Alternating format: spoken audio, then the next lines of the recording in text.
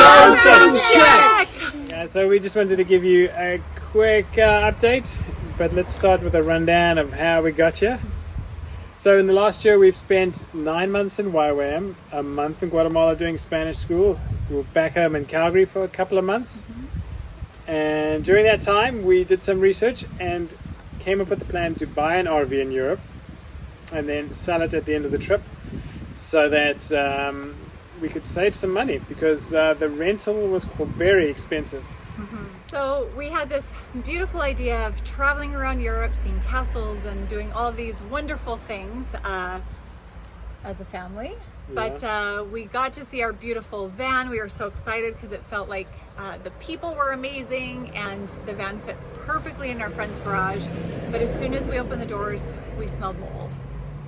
So after we investigated a little bit, we were like, oh no, there's mold all over. And so at that point we had a choice to either just leave or clean it up the best we could and travel, which really wasn't an option because mold is so dangerous to live with. So we decided, let's tear the bathroom out. At the time we just thought it'd be the floor, but it was everywhere. So we had to take out all the walls, the floor, even behind the furnace. It was just a massive job, which was really disappointing, as you can imagine, because we came packed with bags, ready to rest for a few days and head out.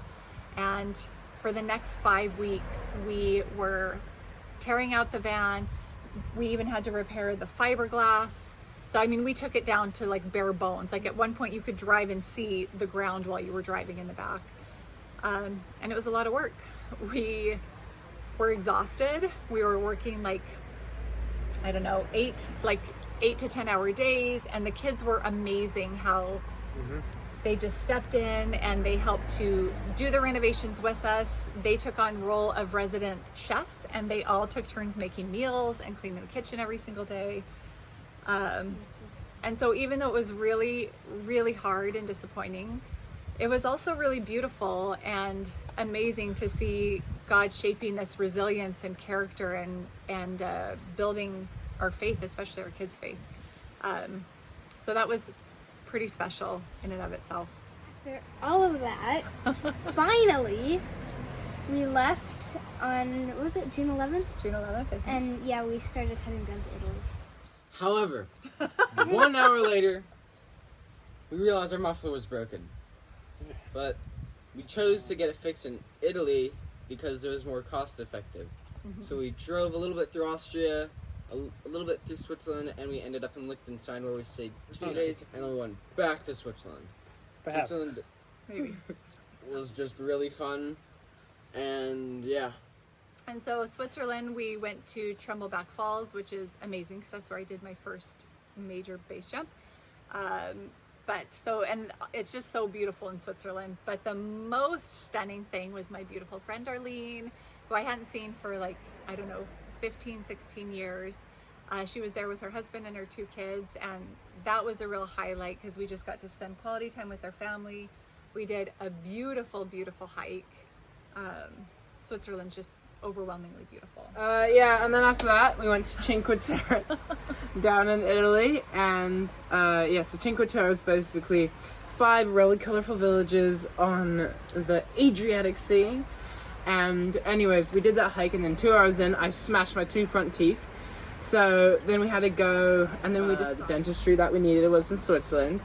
So me and my mom, we went on this crazy drive up north of Switzerland. We got the dentistry done. My 2 front teeth were back in. We went and stayed with Arlene again. Arlene. And then we went all the way back down to Italy and did Cinque Terre again, which was epic. Yeah. And then we continued to Florence. Yeah. Which I just quickly have to say, that was one of the first of many miracles because our friend Arlene knows like the top orthopedic surgeon in all of Switzerland. And so he reached out to a dentist friend. He's like, I don't even know if the guy's on holidays or not. Turns out he was, but he was arriving the next day. And so he took our call and he was like, yep, my team are waiting. We'll see you tomorrow morning.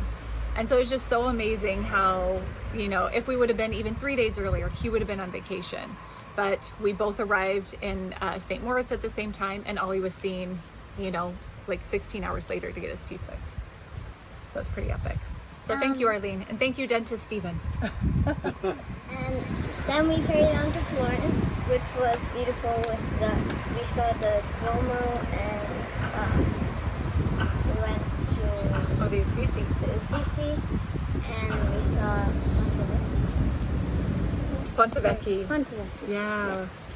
And it was really beautiful there, all the architecture and Assisi on the way to Rome. yeah, and that was really, really beautiful. We carried on to Rome and saw we went through the metro system and saw the Colosseum and then walked on to Palatine Hill. Palatine Hill, The Roman Forum. the Roman Forum, and something. And We went to Trevi Fountain and then we went to Vatican City. And by the way, so it's the Jubilee year, the year of Jubilee this year. It happens every 25 years in the Catholic tradition. Anyways, the gist of it is we came on the Youth Week, where everyone was going to the Vatican, like, do all the holy stuff. And Yeah, it was crazy. anyways, it was like the biggest crowd I've ever seen in my life. And the After our grand stay in Italy, we traveled on through winding roads, and we went through the Balkans, so Croatia, Bosnia-Herzegovina, Montenegro, and ended up in Albania. we ended up in Albania, where we stayed at a lake for a few days, and then we drove farther on, and we went to the Alps, to this little town called Peth. And there we did a hike called the Blue Eye. There's many of them throughout Albania, but apparently it's just a really big, deep hole up in the mountains, and it's really blue. So we hiked up there, we cliff jumped and swam, and it was very cold. Very, very cold. And then we went back and we carried on. Yeah, there was a sickness that ran through everyone. Somehow Freya and I escaped it, but everyone got pretty sick. Okay, so I was the only one who escaped it. But everyone else got pretty sick for a while. Then we went down after hiking the Blue Island at the southernmost point of Albania, and it's like blue water and just sand everywhere, and it's not tropical, but it's really nice. It's a cute little beach town. Anyways, we stayed there for a couple days, and the campos were amazing. the campsite was really amazing because there was this lady there who did everything for you, and she was like, I don't know, like the perfect cartoon grandma. And after Albania, we headed into Greece, which is one of my favorite countries by far. And in Greece, we saw Meteora. It's like a hike with monasteries. 6 active monasteries, like 27 or something monasteries in total, but they're not Only running. 6 are active. Yeah, it was beautiful. There's like these huge rocks, and it's just they're like perched right on top of it. So after that, we headed up to North Macedonia and to a lake called Lake Ohrid, which we only planned to stay there for maybe 1 or 2 days, but we liked it so much, I think we stayed for 3, was it? I think we were there for actually 5 days, like 4 nights for sure. Yeah. Yeah, it's just a beautiful freshwater clear lake in Macedonia with a nice like promenade and some beautiful spots to go swimming. So we did a hike in Serbia. It was really pretty, and then we headed to Budapest, the capital of Hungary, and saw like the fisherman's Bastion. Buda Castle. Then we saw like Parliament. And one thing that's been super awesome about this trip is as we're driving through a country, we're watching documentaries and we're researching. So it really has been like an ongoing history lesson for all of us. But then after that, we kind of flew through Slovakia. We just kind of really drove through to get to Czech, which is where we are now at our beautiful friends, Peter and Corey, and their amazing kids. And it's gorgeous here, and they're just so amazing. We've known them since we started living in Calgary. We were in the same home group together. So it's been so nice to just no pressure, relax, do life together, do hikes, do meals. And so we just have felt so loved here. After our time in Czech, we're going to head off to Germany, back to Obensees, to the Kosivek's house, our friends, and we'll park the van most likely because it's probably not going to sell at this time of the season. So in New Zealand, we're going to do a 10-week Father Heart School and see our amazing friends from our DTS in Mexico, the Dunlops. So we're so excited to see them. And then by early December, we'll be back tentatively in Calgary unless we feel God is calling us to something else. Switzerland, when we were there, we did a wonderful hike that was really pretty. And probably a second one, it's hard for me to decide. It's probably Uhrid. Yeah. It was really fun. There was swimming, there was like some rocks you could jump off of, and yeah, it was just really fun. My favorite part was Switzerland because there's these awesome big green mountains and lakes and everything. It was really nice. And also Meteora. I really loved all the monasteries were really nice on the rocks and Yeah, one of my favorite parts was the Blue Eye hike. I thought the hike was pretty cool. You could swim quite often on the way up, and then we managed to make it a very long day. We got home in the dark and swam on the way back. Yeah, that was awesome. I would say for sure Switzerland. It was so awesome to see Arlene, and Switzerland's just so gorgeous. And yeah, the Blue Eye was amazing. I think I was really surprised at the beauty of Albania, especially the Albanian Alps were just stunning. It was gorgeous. Yeah. The Blue Eye, 100%. It's my favorite. It's like a combination of swimming and hiking and swimming and hiking and repeat. my favorite would probably be Assisi. Was really beautiful when we went there. Yeah. Like Ohrid and Meteora. Patience and resilience. I think that God was definitely testing my faith through all of that. Because I felt like every other day something went wrong. And it was very frustrating. And yeah, I felt like I learned to trust him more.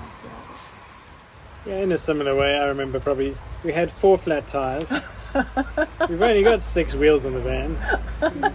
So it was on the 3rd flat tire where, I kind of just realized that he's going to take care of us. He's going to make, we just have to be patient and wait. Sometimes put some work in, but it's going to happen.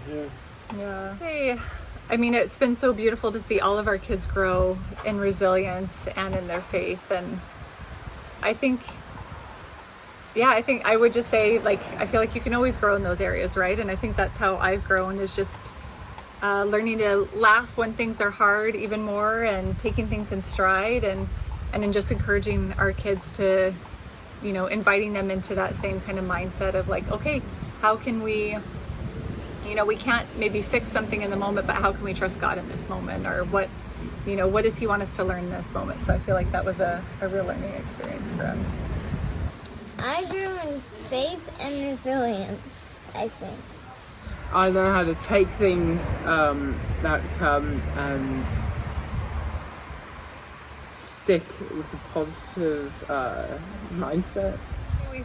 We won't go into all of them, but we've seen a lot of miracles along the way, from, like I said, with the dentist, and literally every time we had a flat tire or something wrong with the tire, there was someone to fix it, or a tire shop, or a tire store, or it was just crazy. Just all the ways that God has provided on this trip.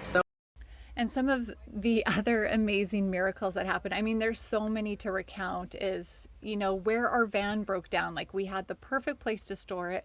Our amazing Kosivek friends gave us their house to stay in for free. They blocked off their Airbnb, so we had 5 weeks of accommodation. They had all the tools we needed. And then with Ollie's dentistry, someone called like a week later and just said, we want to pay for Ollie's dentistry, and we believe in your family, and we believe in what you guys are doing. And it just felt like the goodness of God was constantly pouring out over us. And these are memories and building stones in our life that we'll have forever. And you just can't put a price tag on what God has done in this season. So it's, sometimes you're like, what are we doing? But then you just see God's hand and how He's growing and shaping all of us. So this has been such an amazing experience, I think. And yeah, we just want to thank all of you guys for believing in us, for encouraging us, for your texts and your messages and partnering with us. And right now, our finances have really changed because of the vehicle, and we're not sure if we're going to be able to sell it right away. But we know that God has us, and we know that if He's brought us this far, He's going to take us all the way. So anyways, we thank you guys so much, and we love you, and we can't wait to share with you our next update from New Zealand. Bye. Bye.